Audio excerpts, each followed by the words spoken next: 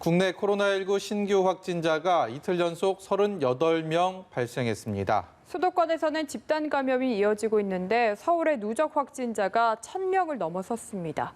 보도국 연결합니다. 김장현 기자.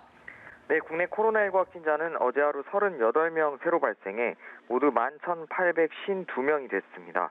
일일 신규 확진자 수는 이틀 연속 38명을 보이며 증가세가 지난주보다 다소 주춤하고 있습니다. 신규 확진자 가운데 35명은 지역사회에서 감염됐고 이 중 3명은 해외에서 유입됐습니다. 지역사회 감염자는 서울 18명, 경기 12명, 인천 3명 등 수도권이 33명으로 대부분을 차지했습니다.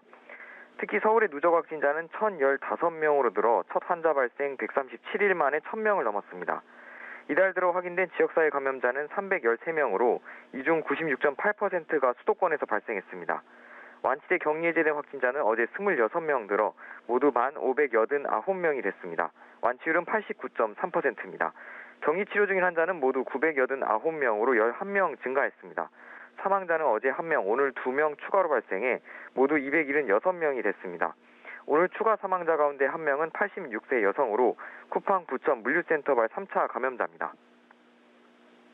네, 김장현 기자. 수도권에서 새로운 집단 감염이 연이어 발생하고 있다는데 이 소식도 전해주시죠.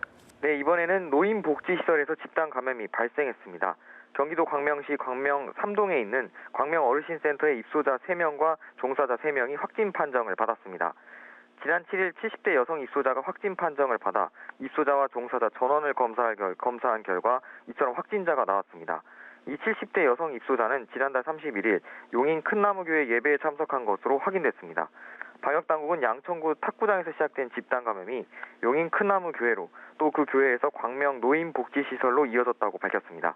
이로써 서울 양천구 운동시설 관련 확진자는 모두 51명으로 늘었습니다. 또 집단 감염이 일어난 서울 관악구 방문 판매업체 리치웨이를 방문한 60대 남성이 거주하는 서울 구로구 중국 동포교회 쉼터에서는 9명의 확진자가 발생했습니다.